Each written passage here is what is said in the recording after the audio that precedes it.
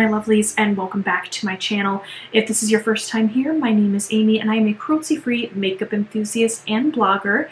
Thank you so much for joining me today. I have just had an influx of subscribers lately, and I just want to thank you so much again for the support. I hope you're loving the content. I cannot wait to create more for you. So that being said, this video is going to be a favorites and fails for the month of August. I have a bunch of products that I want to get through with you today. So let's just get started. The first thing I want to talk about is definitely a favorite. I think I'll be doing a blog article or full review, separate video of it eventually, but these are my Curology. As you can see, I cut off the top because I was using like the last bits up. My full set for the next 2 months has come in. This was like my initial trial size set, so they're a little bit smaller, and I cannot tell you guys, this is not sponsored in any way, but I have seen such a difference, particularly in my kind of T-zone area. So I've always experienced a lot of congestion, especially in the nose, with what they call sebaceous filaments. They're not blackheads or whiteheads, but it's just kind of like this gunky stuff that you could, like if you squeezed, stuff would come out. I know that's kind of disgusting, but no matter what I did, no matter what I used, those would still always be there. This is the first time that I do not see sebaceous filament in my T-zone, and it's because of these products.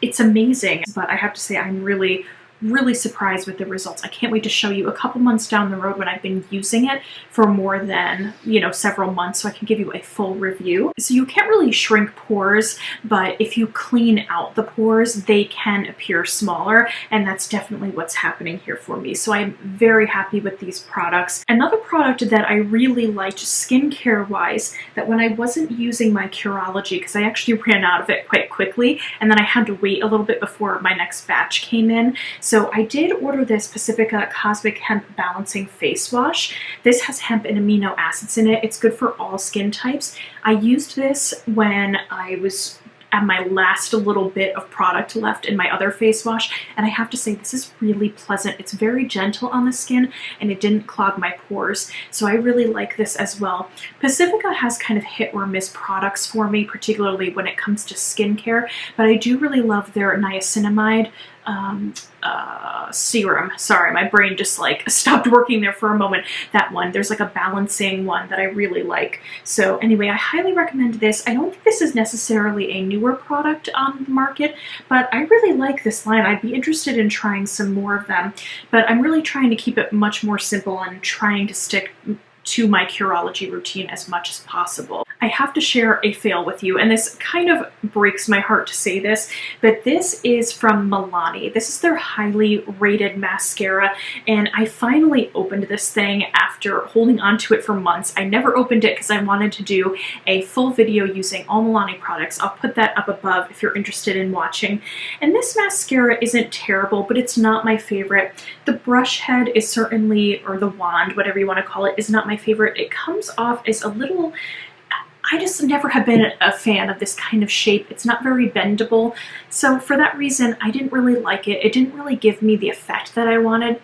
My lashes came out more fluffy, which is not a problem for me, but I was disappointed in the lack of volume and dramatic lashes that I usually like for my mascara. I am not hating on Milani at all. I love them as a company, but I unfortunately have another fail to share with you from them. This is their Conceal and Perfect Longwear Concealer.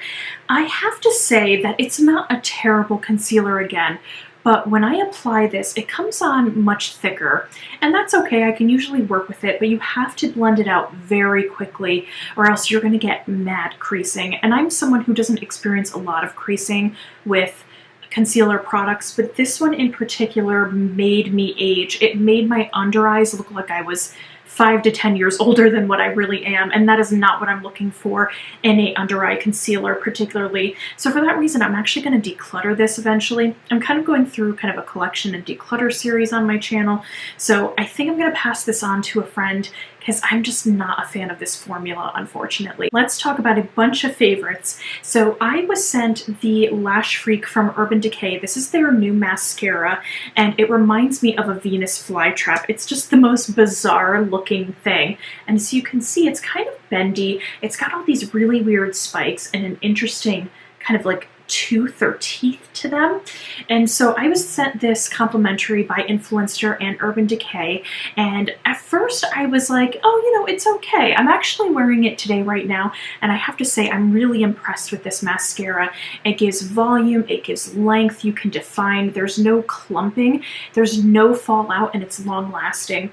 I did wear this on several days when it was 90 degrees out, and I have to say it did not melt or anything, it didn't flake, so I was really, really impressed by this. The only thing that you have to kind of keep an eye out on this is that because it kind of picks up so much product that when you apply, you can easily get the black pigment all over your eyes, because this is very liquidy and pigmented, so you have to work very carefully when using it, but the effect that you get is very, very impressive. So I have to say, if you're looking for a new mascara, I tried this one, and then I tried the Marc Jacobs one, their At Lash mascara, and this one and that one are my two favorite mascara releases of this year. Let's talk lip products. I'm not wearing as many lip products now, especially if I have to go out. I'm wearing a mask. I don't want to get lipstick all over my mask, so most of the time I'm not wearing anything. But for days when I'm just staying at home and working, I have to say I have finally bit the bullet and bought these Feral liquid lipsticks. I know this is the year of like the lip oil and the lip gloss for obvious reasons and for comfort, but I have to say that these Feral liquid lipsticks are amazing. They're a great indie brand, completely vegan, and I have the shades Say I Do, and then that's the one I'm wearing right now. This is like this kind of like peachy pinky one. And then this one is called Skin Tight, which is a really beautiful nude. They're just so comfortable. They are liquidy and they dry down so nice. I don't get like those wrinkles in the lips, so they don't look like, you know, the moisture has been sucked out of them. These are a really, really good formula. So if you're interested in picking up liquid lipsticks, these have become some of my new favorites. I highly recommend these. In addition to making my lips comfortable, I found that, I'm knocking things over here, but I found that priming my lips has been really beneficial, especially before putting on a liquid lipstick. So this is from ABH. This is their lip primer, and it almost looks like a lip balm. And so I don't really know if it's doing anything other than a lip balm, but I have to say that when I apply this, I put a couple coats on, I let it sit for maybe like a minute before I put my liquid lipstick or another lip product on, and my lips feel just so moisturized, so smooth. So I really like this too, because it's nice, it's small, it's compact. It helps my makeup apply even better and makes it look quite smooth and nourished. I have a bunch of products that actually aren't new to my collection, but I've really been enjoying during the summer, particularly the month of August. So one of the ones I wanted to share with you, this is my Dose of Colors highlighter. This is in Fuego. So this was part of the Desi and Katy collection. This is just a really beautiful warm gold, and I have it on right now. I think it's just so pretty for the summertime.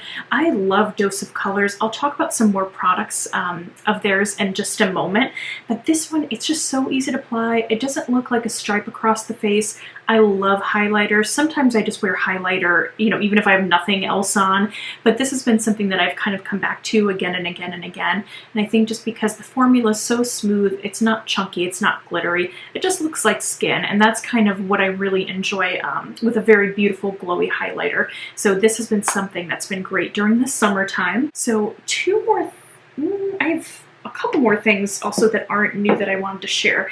This is Ofra. This is their blush in Mai Tai. This is like a really pretty kind of tropical peachy corally shade, and I just think this is such a beautiful blush for the summer. It's light, but it gives you that kind of I'm on a beach type feel, but I just love the shade of this. Let me see. There you go. You could see it a little bit better. I love the imprint on this. I've had this for a little over a year now, and I just like to wear it during the summertime. I think it's very flattering. Something that I'm surprised that I turned to in the month of August was an old favorite of mine. This is the Love, Trust, and Fairy Dust palette. This is from Tarte. I had done an eyeshadow palette collection video recently, and I'll link that above as well. And people had said, oh my gosh, I forgot about that palette. It's so good. And then it reminded me to pull out the palette and play with it, and it turned out to be my most used palette of the month of August, surprisingly. So this is my palette here. I unfortunately This isn't because I hit pan because I used this shade. I dropped this thing and it shattered all over the place. I felt so bad. It was when I was filming that video, I had like a stack of my palettes and my arm, not even thinking, I don't know what I was thinking, and I just knocked everything over and everything crashed down. Nothing broke with this one shade. So, but because of that, then I started focusing on using what I had left of the shade because it's this really beautiful champagne color. But you have these nice balance of mauves here, or mauves, however you want to pronounce it, and then the neutrals and this beautiful highlighter in the center, which then I use as highlighter on the cheeks, on the inner corner, on the brow bone, of course. But this was just really beautiful for just everyday looks for work. I've been working from home since COVID and all of this stuff happened with quarantine. So it's just nice to have something that's really reliable, easy to apply before I get on Zoom calls. So I've been loving this, and it smells like vanilla. It smells so good. But yeah, I think you can still get this on their website, and most of the time it's on sale because it's an older kind of palette. But I just love the cute little stars on this. So if anyone has this, let me know how much you love this thing, because I think this is a little gem that a lot of people have forgotten about. The last older product that I have that I wanted to talk about, this is something that I use in the spring and summertime. This is from Kors, and this is actually a Greek company. This is their Bellflower Tangerine Pink Pepper Eau de Toilette, and this is a beautiful fragrance for the summertime.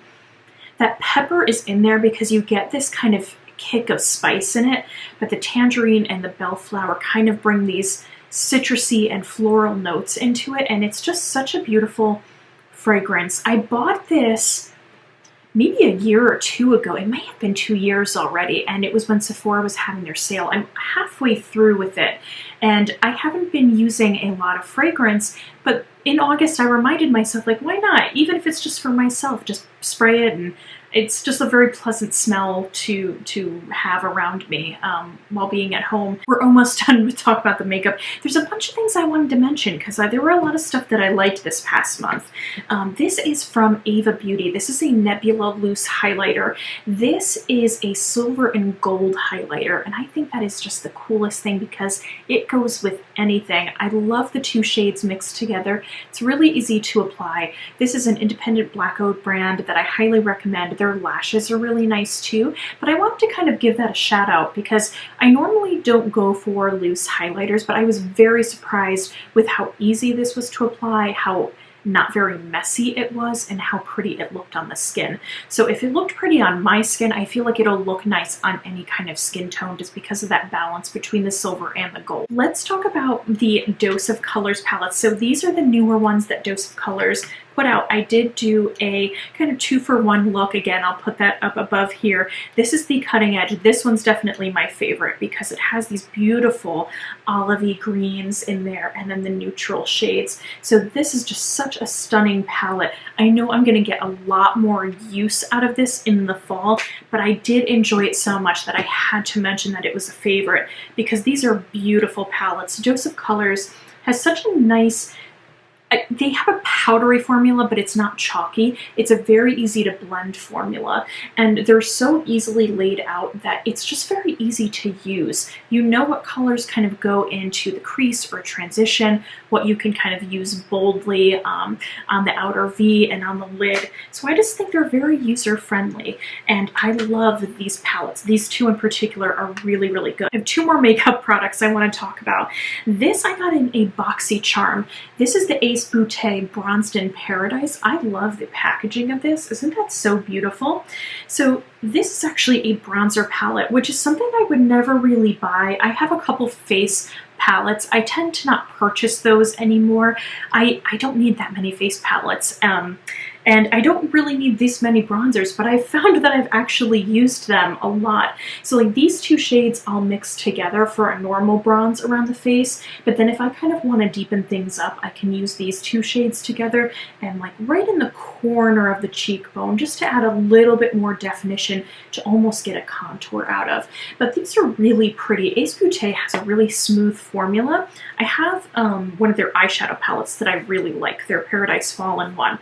So this was really nice, a nice surprise to get, and I've surprisingly been using it and enjoying it. Last makeup product I want to talk about. This is kind of like not the be-all end-all, oh my god, it's my favorite, oh my god, you have to go pick it up. It's not that at all, but I do have to say I did enjoy this. This is the Colourpop Wild Nothing collection. I just think this is so pretty. I love the shades in here. You almost get these kind of icy shades, and they're very neutral and earthy, and we've got pretty greens in here and tangerines, and I've just enjoyed this for a neutral look. If you want something really simple, I like this. My only criticism of this is that it's not deeper melanin friendly, I think. I think Colourpop made a really big mistake with not having enough depth in this palette, so people of color could probably enjoy this. It's not to say that people can't use this if they have a deeper melanin, but I have to say, I just feel like because it's even light on me, and I'm light, I know these my lights kind of wash me out and make me look a lot more fair than I really am. So, I don't know, that's just my one criticism, but the formula is great. The Super Shock shadows in here are great, so I just wanted to mention that. I really did enjoy using it and playing with it this month. I have a book to share with you that's an absolute fail.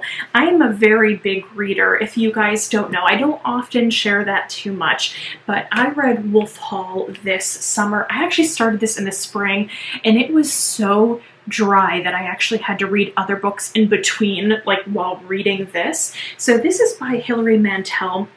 This is about Thomas Cromwell, and he was like the main confidant to Henry VIII at one point. And this, honestly, the way that this is written, right, because you always think, oh my gosh, Henry VIII, Anne Boleyn, all this interesting stuff, you know, this, you know, creating the church and getting a divorce and all this stuff. You think it's like, oh, it's great content. There is a mini series on PBS that's based off of this book that is really well done. I highly recommend it. It's 10 times more entertaining than this book. Hilary Mantel, the way that she wrote this, it's very strange because there's weird kind of punctuations, and when she refers to people, she doesn't always refer to them by name. She just says he or she, and it causes this kind of confusion for the reader that I didn't really appreciate. So for that reason, I really wouldn't pick up any more of her books. This one my mom had passed on to me because she had read it, and she's like, oh, you have to read this.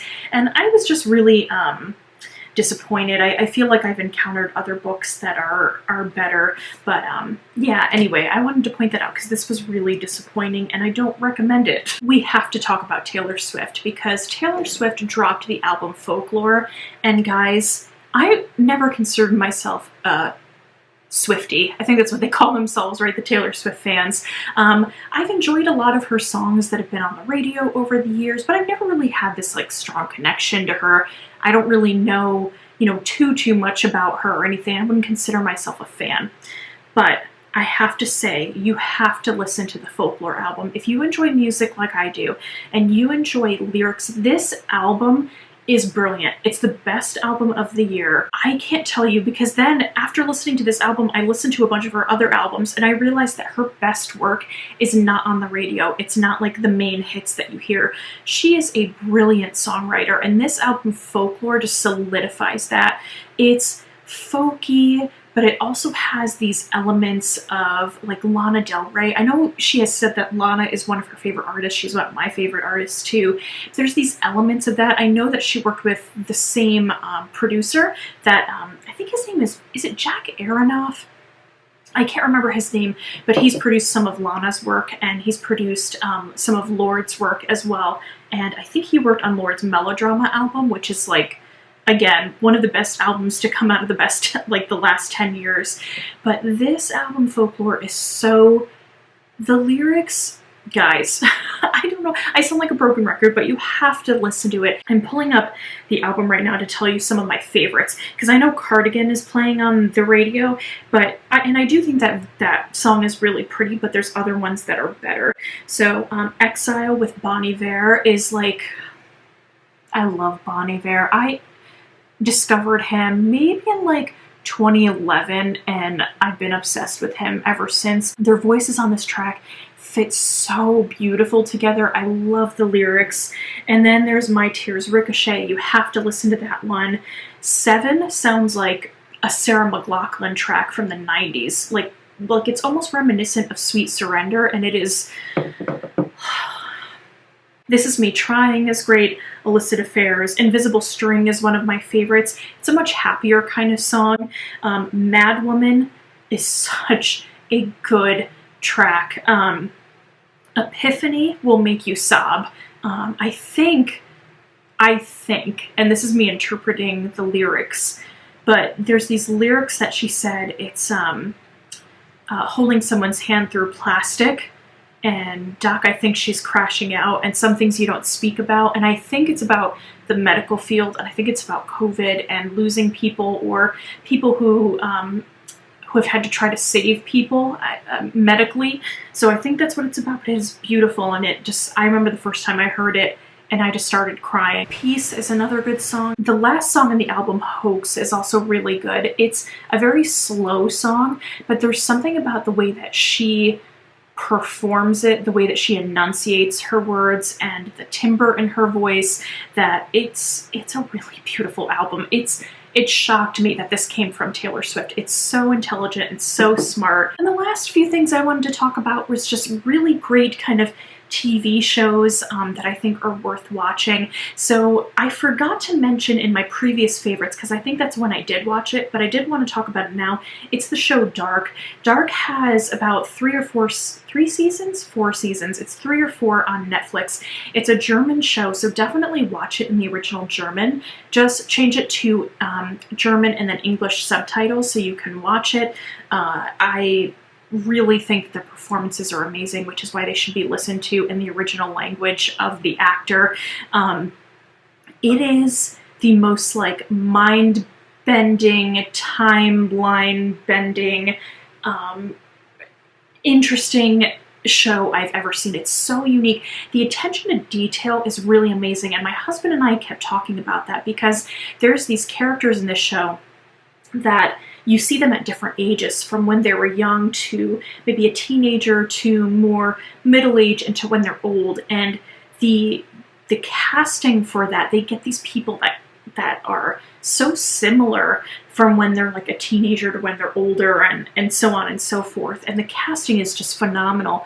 And just even attention to details like, say like when you get out of the shower and your skin might still be damp, so when you put your clothes on, like the dampness kind of comes through the shirt, and just like all these really tiny itty bitty details. And it's probably one of the best produced shows that I've seen on Netflix ever. So it is more like adult. You definitely don't want to watch this around kids, and it takes a lot of like, I think binge watching it is the best way to watch it, because then you don't forget about stuff, because a lot happens with it. It moves very fast, and yeah, I can't say enough good things about it. I highly recommend that show. The 2 other shows I want to talk about too that I absolutely loved, one of them was just made me so happy, and that was New Girl. So if you guys never watched New Girl, I think it was on from like 2010, 2011, and it ended last year. It's so funny. It's with Zooey Deschanel and a bunch of characters,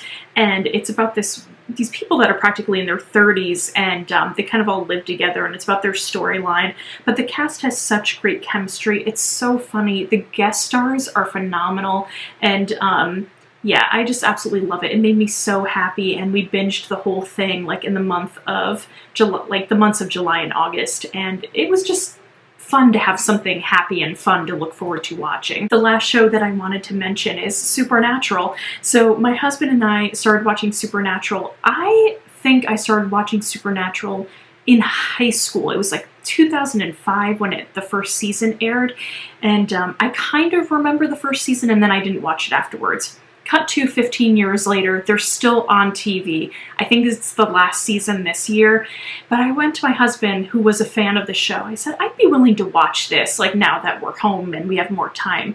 So we've already made it to season 6, I think, and it's just so good. The 2 main actors, Jensen Ackles and Jared Padalecki, are such emotive actors, and the show gets very silly and campy, but also it's really heartbreaking and it can be very scary at times. So if you want a show that really balances all that, including like creature of the week, monster of the week type thing, but with a pretty decent storyline. So far I haven't really been disappointed except for some little minor plot points that I'm like, they didn't really have to do that, but it's really well done. So if you're into that kind of stuff, highly recommend that show as well.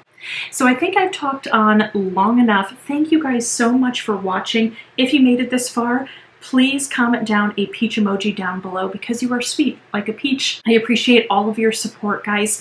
And yeah, what were your favorites from the month of August and fails? Comment down below. Please remember to give a like and subscribe. And until next time, remember to stay compassionate and chic. Bye.